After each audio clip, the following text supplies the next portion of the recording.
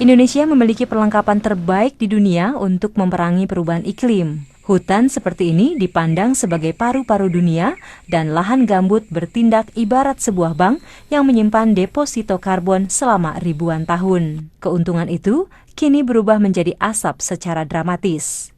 Selama beberapa bulan terakhir, 3 juta hektar lahan dibakar. Setengah dari jumlah itu merupakan lahan gambut yang kaya akan karbon.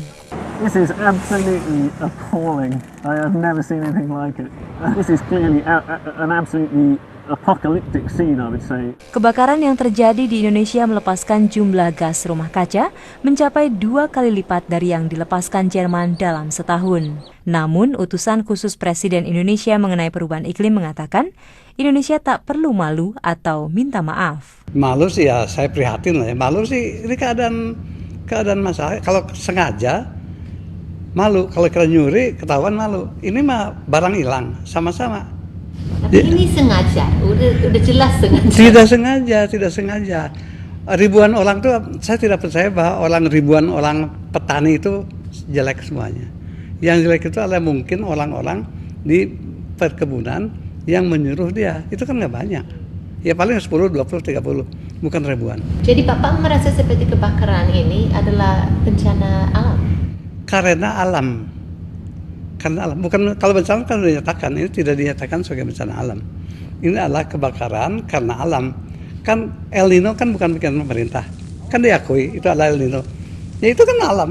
That was predicted and could have been avoided with some foresight. Come back in 3 or 4 years and see what's planted on that land, and you'll know who's really driving this. Bibit-bibit kelapa sawit ditanam di lahan bekas kebakaran di Kalimantan Tengah.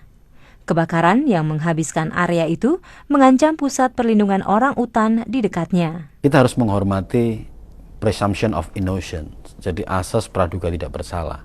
Hukum ada prosesnya, jadi ketika satu company di-accuse bahwa dia itu sebagai aktor pembakaran lahan bersalah, kita tidak bisa mengatakan bahwa apakah benar memang perusahaan itu tidak bersalah. Namun hukum sangat jarang diterapkan. Polisi mengklaim tidak tahu siapa pemilik lahan yang terbakar. Asosiasi Sawit Indonesia mengatakan kesalahan ada pada para petani yang membuka lahan dengan membakar. Akan tetapi, perkebunan dan pabrik mengambil minyak sawit dalam jumlah besar dari petani-petani, kadangkala mencapai 40%. Yes, it is the smallholder farmer that's lighting the match, but why are they doing it? Who's created the market for this degraded land? You can't let the companies off the hook on this one. Kini ada sejumlah seruan di Eropa untuk berhenti mengkonsumsi minyak sawit dari Indonesia. Namun pelaku industri itu tidak takut. Kita nggak takut kalau Eropa memboikot.